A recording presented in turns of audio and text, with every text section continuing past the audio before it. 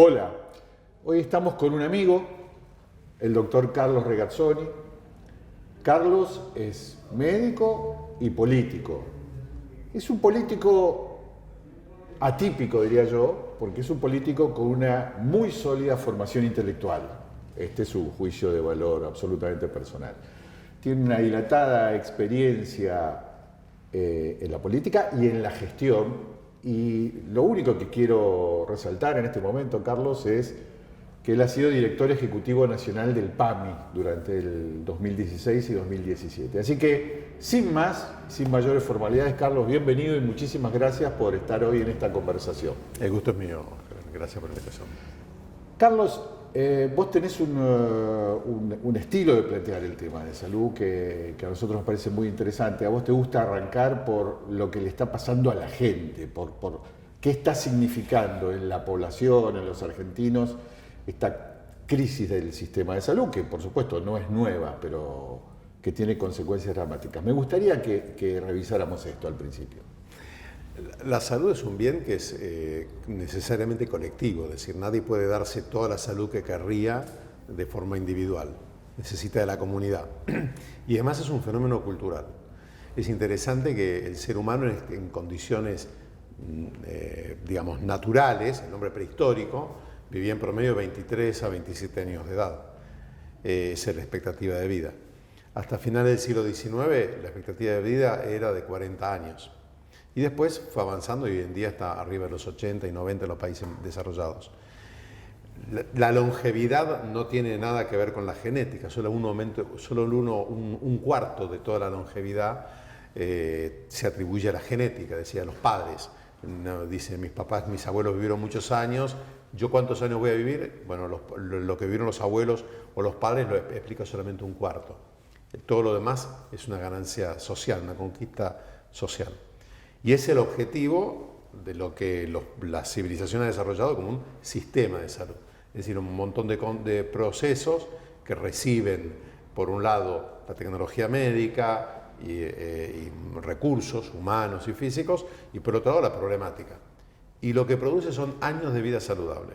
En nuestro país hay un gran problema con la cantidad de años de vida saludable, porque obviamente nos tenemos que comparar con los mejores, con los que mejor les va. Y ahí el argentino promedio vive 10 años menos que un europeo de un país desarrollado, pero si uno va al conurbano bonaerense, a los barrios más humildes, ellos viven 15 años menos que el mejor promedio en Argentina, así que hay un gap de 15 a 20 años de vida, ¿no? Para darnos una idea, esto es entre los 6 años de edad y los 26 años de edad, ahí hay 20 años. En 20 años vos terminaste la primaria, la secundaria, hiciste la universidad, te casaste y tuviste tu primer hijo. O sea, no estamos hablando de poco tiempo. Cuando una persona cumple 60 años en nuestro país, tiene la mitad de probabilidades de pasar a los 61 que si viviese en Dinamarca. Pero si vive en un municipio del conurbano, tiene 3 veces menos probabilidades. Y después, en todos los tumores, por ejemplo, el tumor del cáncer de colon, el cáncer de mama, en Argentina tiene más de 2 a casi 3 veces más mortalidad que en los países desarrollados. Lo mismo pasa con las leucemias, trasplantamos 3 veces menos. Esto es porque a veces uno, como la discusión de salud se da entre sanos, habitualmente, de la política de salud, no terminamos de entender lo que realmente ocurre, lo que significa que no esté el medicamento accesible, que no tenga un médico una guardia, que las cirugías se retrasen, que el hospital trabaje nada más que 3 horas diarias a pleno y después solamente con médicos de guardia. No, yo creo que el problema es muy serio. Carlos, bueno, la siguiente pregunta que se me ocurre es un poco obvia. ¿Cómo llegamos a esto? ¿Qué hicimos los argentinos para llegar a esta situación? Eso es una muy buena forma de plantearlo, porque no, digamos, Argentina no tenía por qué estar en esta situación. Hace 100 años el argentino promedio a los 18 años era 7 centímetros más bajo que el holandés, que es la estatura más alta del mundo, y 7 centímetros más alto que el surcoreano. Hoy somos 9 centímetros más bajos que el holandés y medio centímetro más bajo que el coreano. Esto para hablar de la trayectoria de decadencia. Si vos ves la expectativa de vida, cómo evoluciona en Brasil, en Chile, en Uruguay, es una trayectoria, o en Colombia, van permanentemente aumentando la expectativa de vida. En nuestro país aumenta muy poco la expectativa de vida y llegamos a eso por un deterioro. O sea, Argentina es el único país de América Latina que tuvo 3 premios Nobel de ciencia y no contamos 2 que casi fueron premios Nobel, que fueron de Robertis y Braun Menéndez. Para mí el deterioro tuvo varias razones. Ahora, si tuviese que, sin echar culpa, ¿no? Porque eso no nos compete, pero si tuviese que dar un hito histórico, para mí la ruptura del Sistema Nacional de Salud, que se dio en la época de Cavallo, eso fue un golpe muy grave para el sistema de salud argentino. Cuando antes el sistema de salud argentino, las provincias tenían su salud, porque como ustedes saben, no está delegada la facultad, pero había toda una arquitectura de hospitales nacionales, hospitales regionales, que se expandía por todo el país. Eso creaba una cultura profesional muy importante y eso se rompió.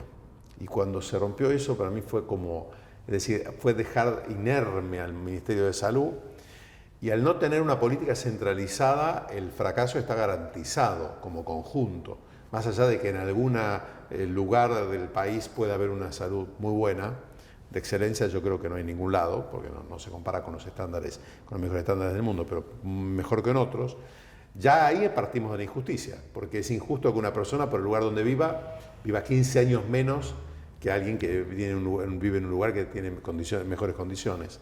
Así que para mí, si tuviese que elegir un momento, sería cuando se desestructuró el Sistema Nacional de Salud. Entonces, que en una conversación anterior que hemos tenido en este ciclo con Oscar Cetrano, un economista que vos conocés muy bien, un poco el colofón de esa charla fue decir, bueno, pero si no solucionamos la macroeconomía, vamos a tener muy pocas herramientas para poder modificar esta situación. Bueno, la macro no es nuestra materia de incumbencia en este momento.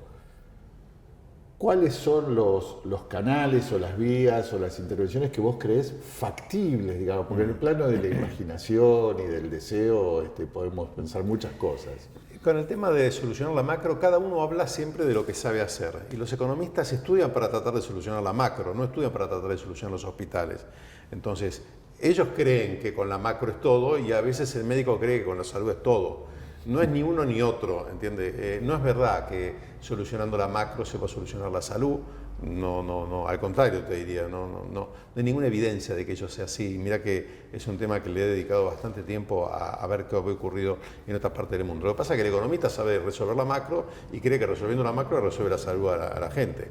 Pero es porque están con una teoría del derrame, de que como empiezan a venir inversiones, hay gente que hay negocios que producen mucho, eso va derramando hacia abajo. Eso está falseado, o sea, eso no es real ni en economía, digamos. La famosa tesis de Simón Kuznets, que fue premio Nobel de Economía, eso no ocurrió. Ocurre cuando vos tenés una política de salud consistente, consciente de tus limitaciones de recursos. Yo ahí sí le doy la derecha a la economía, digamos, es decir, por supuesto que los recursos siempre son escasos. Ahora, nada y nunca la cantidad de recursos disponibles es objeción para ser lo más eficaces y eficientes posibles. Y ser eficientes y eficaces es un ejercicio muy importante de políticas públicas y de gestión, o sea, de la trinchera. Entonces, nosotros podemos hacer mucho más, estamos obligados. Al contrario, te diría, si la macro todavía no se resolvió, estamos más obligados a ser mucho mejores en cuanto a la prestación de salud, porque es indispensable. O sea, una persona que vive muchos años con la enfermedad es menos productiva por definición. Digamos, a mí no es que los médicos no tratamos la salud de la gente para hacerla más productiva, tratamos de salud de la gente por nuestro deber moral y además por una cuestión de respeto a la persona humana. Pero incluso para los economistas que planteen este tema, yo les diría, miren, no se imaginan lo que baja la productividad por los problemas de salud. Voy a dar un ejemplo que no es un ejemplo, es un ejemplo duro, muy duro, que es el tema de la dentadura.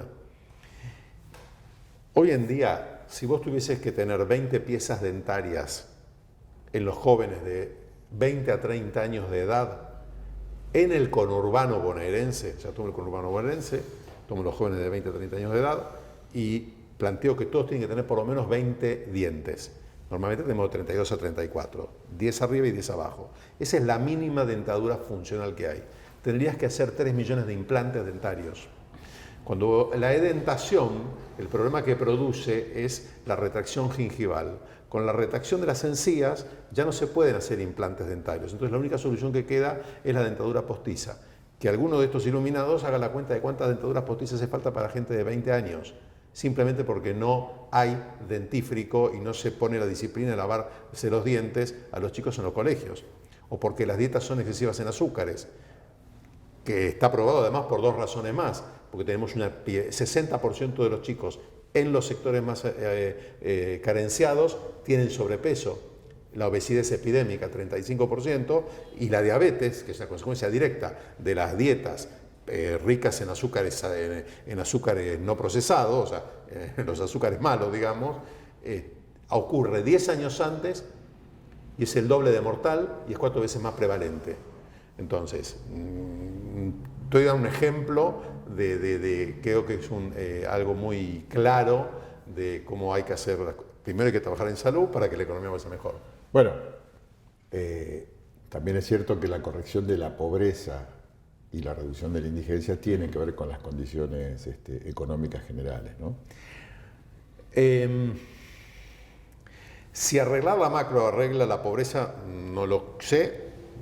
Es un tema que me interesa mucho, pero no lo he visto tantas veces tan bien así explicado directamente. Los países que han salido de la pobreza, sí recuerdo un informe muy importante de un premio Nobel de Economía que fue Michael Spence, le dieron el premio Nobel por ese reporte, se llamó Growth Report. Él saca todos los puntos qué fue lo que realmente tuvo éxito. Y los países que salen de la pobreza son países que tienen monstruosos esfuerzos educativos, monstruosos esfuerzos sanitarios, monstruosos esfuerzos de infraestructura pública. Salir de la pobreza con el 50% de la gente sin cloacas, yo lo veo casi imposible, o sea, no va a ocurrir así. Digamos, lograr mejorar las condiciones laborales con una población donde la mitad nunca termina el secundario y un cuarto nunca termina el primario. Un cuarto de los chicos no terminan el primario. Yo lo veo muy difícil. Yendo al campo de la salud, le diría, si una persona tiene una expectativa de vida de 65 años, como ocurre en los barrios más carenciados, bueno, obviamente que eso tiene que haber cambiado las condiciones sanitarias. No entramos en el tema de adicciones, capítulo siniestro de nuestra salud pública en este momento, especialmente en los sectores carenciados. Eso no se soluciona de un día para el otro. Está entre los problemas de salud más difíciles de resolver, la cuestión de las adicciones. Entonces vos tenés hoy en día cientos de miles, si no 1 millón o 1,5 millones de jóvenes que no terminaron la escuela, que no consiguen trabajo, que tienen problemas de adicciones, que tienen problemas en su salud dental y que ya tienen hipotecado una buena parte de su salud cardiovascular. Estamos hablando de chicos que tienen de 16 a 25 años de edad. Esa es la realidad de lo que está pasando. Bueno, el impacto previsible es demoledor. Sí, no. Por eso me parece importante arrancar por acá cuando uno habla del sistema de salud. Porque el sistema de salud no es un bien suntuario, no es algo que alguien se lo da. Tendrá componentes suntuarios, que es una habitación más grande, una habitación más chica, pero después estamos hablando de situaciones que primero, pocas cosas son tan universales. Es decir, el 100% de los seres humanos va a necesitar el médico. Y cuanto más años viva, más lo va a necesitar. Porque la longevidad es un fenómeno eminentemente cultural que ocurre, primero, porque tenés oftalmólogos, que te recetan anteojos, si no llegaríamos todos a la vejez ciegos, o sea, o por problemas de ceguera o por problemas de miopía extremos, es decir, pero el anteojo es casi ubicuo, es un fenómeno. ¿Sabes cuánta gente no tiene acceso al anteojo? ¿Y cuántas personas mayores no se pueden operar de cataratas? Y la catarata lo afecta al 2% de todas las personas de más de 65 años por año, o sea, no es un tema también ubicuo. Movilidad. La cadera nosotros podemos vivir hasta los 95 años, pero la cadera vive muy mal hasta los 95 años y requiere toda una estrategia de salud, no necesariamente, que no solo pasa por el reemplazo de cadera, sino pasa también por la gimnasia, pero todo eso son cuestiones que son intervenciones en definitiva de salud pública. Si hoy no hacen gimnasia los chicos de 10 años en los colegios, No es que estamos hablando de que, estamos hablando de prevenir la fractura de cadera, que como vos bien lo sabés, digamos, en Argentina una persona que se fractura la cadera puede estar 10 a 15 días esperando el implante. El tiempo entre fractura e implante es directamente proporcional a la mortalidad. Antes se llamaba fractura letal del cuello de fémur. ¿Por qué? Porque cuando se fractura la cadera, el tromboembolismo pulmonar y la neumonía se llevaban al paciente. Entonces no es gratis para la salud, tiene consecuencias graves no postergar el implante de fractura de cadera. Ahora después estamos diciendo que la gente mayor debería caminar, la gente a partir de los 50 años tenía que caminar 10.000 pasos por día, de mínima, bueno, y los chicos no hacen gimnasia en el colegio, eso es lo que estamos preparando. Así que para mí creo que hay que ser muy incisivo en una política de salud que tiene como objetivo justamente que la gente viva más años y más saludables, y es una prioridad. Por lo que vos dijiste hace unos minutos, ¿vos pensás que la cosa iría por el lado de un sistema nacional o de una política nacional, no por el lado de la descentralización o desconcentración o delegación a las jurisdicciones o a las regiones? Yo lo que creo, y tómenlo como de quien viene, ¿no? O sea, me parece a mí, por lo que he estudiado, lo que he visto, pero por supuesto que siempre hay otro tipo hay otras opiniones. Ahora, en el mundo lo que yo veo es que los sistemas que funcionan son sistemas que son nacionales, que tienen un enorme componente público, cuasi público. O sea, por el caso de Alemania, por ejemplo, el financiamiento que es, si bien es privado, son como nuestras obras sociales, prácticamente es casi público, y que son coberturas universales y obligatorias. O sea, esos son los componentes que hacen que un sistema funcione. Si vos vas a descentralizar el sistema provincial, preparémonos para tener provincias que van a tener muy buena salud y provincias que van a tener muy mala salud, y ninguna provincia va a tener salud excelente. Porque hay situaciones que son de escala. En Argentina no viven 300 millones de personas, en Argentina viven 46 millones de argentinos. Entonces, vos no podés tener 100 servicios de trasplante cardíaco, 25 de trasplante cardíaco, 25 de médula, porque no tiene ni sentido hacer eso. Ahora, la realidad es que el mejor ejemplo es el Garrahan. Imaginemos un país donde no... Imagínense lo que sería nuestro país sin el Hospital Garrahan. Sería una tortura. O sea, la cantidad de vidas que se habrían perdido innecesariamente, de dolor, chicos que hubieran crecido con discapacidad por no existir el Garrahan. O sea, el Garrahan fue una intervención que le hizo tanto bien a la Argentina como pocas. O sea, yo digo, celebran a veces que encontraron gas en vaca muerta, bueno, buenísimo. Ahora, la verdad es que el Garrahan cambió mucho más la vida de los argentinos. Entonces, es un modelo que hay que entenderlo. Primero, es un modelo nacional, es un modelo que está centralizado, es un modelo donde la excelencia tiene sus problemas, como en todo el mundo.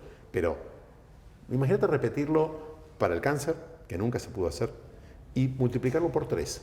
O sea, 3 Garrahan, o 4 regionales, 4 institutos similares para alta complejidad de adultos, especialmente para tratar la enfermedad oncológica y el paciente que requiere trasplante. Cambiás la vida, o sea, sería realmente transformador. Y los demás te da como le gusta decir a los economistas, una externalidad, le dicen ellos. Pero eso acá es bien interno. Nos da un segundo beneficio fundamental, que es que revalorizar la profesión médica y el equipo de salud. La profesión médica no florece fuera del etos académico hospitalario. O sea, el etos académico hospitalario es el lugar, no se ha inventado nada más para producir excelencia médica. Con actividad académica, caso del Hospital Literal de Buenos Aires, es un muy buen ejemplo, o el Garrahan es otro ejemplo. Entonces, yo creo que es una política indispensable y tenía que ser nacional. Bien. ¿Cómo ves el hoy, la situación actual en Argentina, esta Argentina tan cambiante, ¿no? Sí. Llena de novedades? Yo veo un extravío. En salud hay un extravío. Primero porque no están claras las metas. El resto de la economía se verá, del quehacer social y político. Pero lo que no está claro acá es las metas. Y las metas tienen que ponerse digamos, nuestra meta es una vida más larga y saludable para todos por igual. No puede haber meritocracia acá, no puede haber equidad. Acá es más que equidad, es igualdad. Ningún ser humano que vive en nuestro país puede tener peor salud porque no tenga dinero. Todos la misma salud. Entonces, yo quiero salud de excelencia, una vida más larga y saludable para todos por igual. Para lograr esto, que es una meta, me tengo que empezar a poner objetivos. Entonces, pensemos objetivos a 5 años.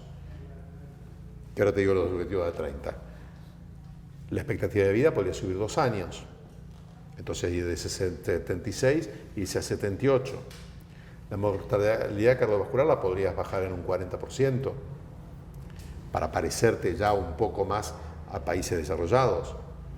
La mortalidad infantil la tienes que bajar 3 veces, porque estás en 9 por 1000, debería tener en 3 por 1000, por lo menos para parecerte a Francia. Si quieres parecerte a Japón, tenés que bajar a 10 veces.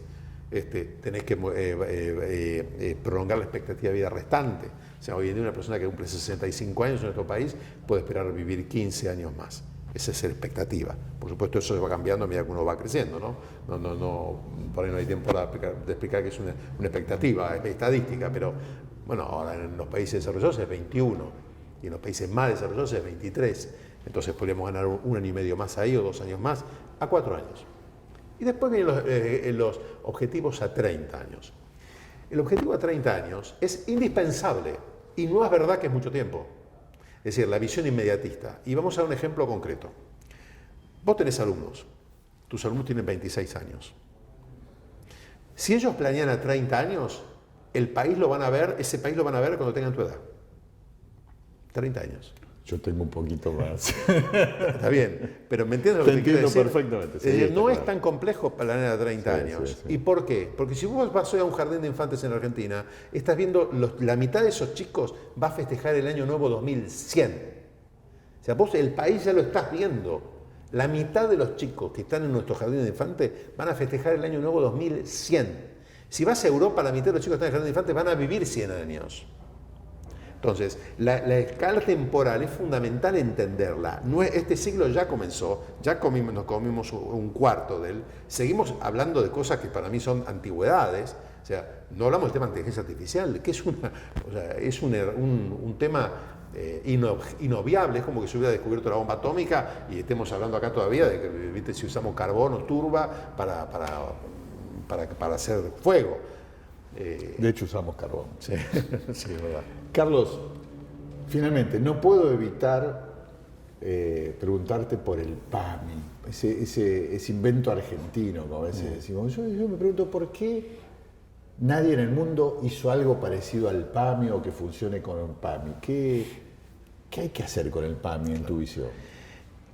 El PAMI tiene una arquitectura financiera que es modelo. ¿Por qué? Porque el PAMI tiene una población, o sea, el PAMI lo que hace es agrupa al 100% del riesgo. Nosotros vamos a usar la mitad de los recursos de salud, los vamos a usar después de los 60 años. ¿Por qué? Porque capaz que antes no tuviste nada, pero después de los 60 años empezaste a tener problemas de salud. Eso es una fija. Entonces, el PAMI lo que hace es toma a todas las personas de más de 65 años y eso te permite el segundo componente de cualquier sistema de riesgo, que es la gestión del riesgo. Es mucho más sencillo tener políticas unificadas, que van desde la compra de insumos hasta la política de vacunación o lo que quieras, digamos, la tenés centralizado. Eso es bueno para la gestión de riesgo, tener todo el riesgo junto. Y segundo, la base financiera del riesgo es universal, porque todos los trabajadores en blanco aportan al PAMI durante toda su vida. Entonces, desde el punto de vista financiero y de gestión del riesgo, es espectacular. Si vos lo dividís, haces un desastre, muy negativo. Voy a dar una explicación. Esto sigue una lógica probabilidad que se llama de distribución binomial. Vamos a decirlo muy fácilmente. La probabilidad de tener un infarto es 1 en 10. Entonces, cada 10 personas va a haber un infarto. El infarto cuesta 1000 pesos, cada uno pone 100 pesos, pago el costo del infarto. Todos los años tengo cubierto el infarto que pueda haber. Si yo lo divido en 5, 2 grupos de 5, igual el riesgo de cada uno de ellos es 1 en 10. El infarto va a estar en este grupo o en este grupo, pero no sé en cuál de los dos. Entonces necesito juntar los 1.000 pesos que cuesta el tratamiento del infarto a los dos. Ergo no tienen que poner 100 cada uno, tienen que poner 200 cada uno. La prima aumenta. Por eso es que es tan virtuoso el sistema del PAMI, porque lo que hago es, concentré el riesgo, gestión, pero diluí completamente la base más amplia pensable, el financiamiento. Ahora bien, ¿qué hago con todo esto? Los problemas son varios, pero para decirlo sencillo, para no abusar del tiempo. Si no mejora el salario real, no hay forma de recuperar el financiamiento del PAMI. Si no combato la corrupción, no hay forma de mejorar la gestión de riesgo del PAMI. Y si no aumento la base laboral o la base aportante en blanco, de alguna manera no voy a poder resolver los problemas de financiamiento del PAMI. El mismo problema lo tengo con las jubilaciones y lo tengo con la escuela y con todo. Carlos, Bueno, muchísimas gracias. Un placer tenerte con nosotros, como siempre, y seguramente en el futuro nos vamos a volver a encontrar. Y a nuestros amigos, muchísimas gracias por brindarnos este ratito.